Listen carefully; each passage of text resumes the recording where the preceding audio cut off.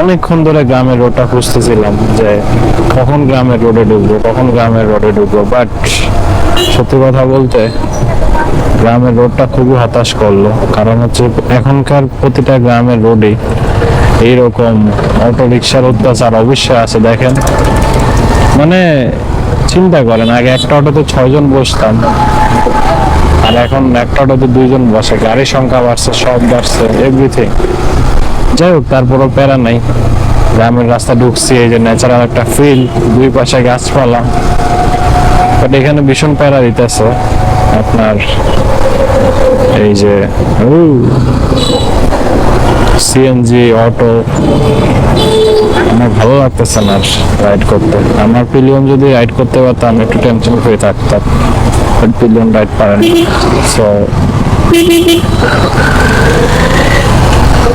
So সব প্যারা আমারই নিতে হচ্ছে, আমারই চালানো লাগতেছে। পিলিয়ন নবাবের মতো বসে থাকে।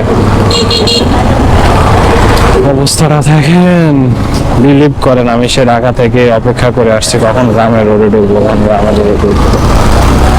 আর এই সেই গ্রামের রোড। গ্রাম এখন আর গ্রাম নাই, গ্রাম এখন নেতাদের হাতে হয়ে গেছে। ও ভাইয়া, তাইতে ভালো লাগতেছে না। এটা কোন বাজার? বিজয়নগর, আমতলী, উত্তর বাজার। বুঝতে পারছি।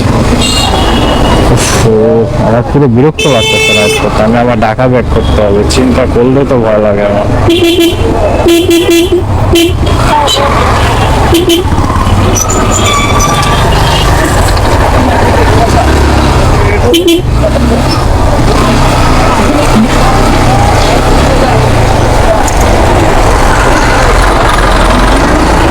অবস্থা দেখেন, আল্লাহ রে। এই যে বললাম, এখন আর ডানে বামে দেখেন সোজা।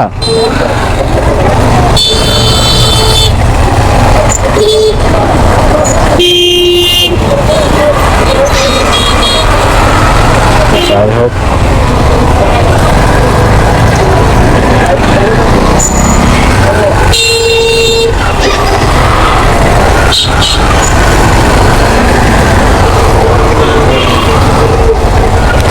গ্রামের রাস্তা ভিডিও করে আর লাভ নাই। যে একটা ফিল নিয়ে ভিডিওটা করতে চাইছিলাম সেটা আর হবে না, কারণ আমাদের গ্রাম আর গ্রাম নাই, শহর হয়ে গিয়েছে।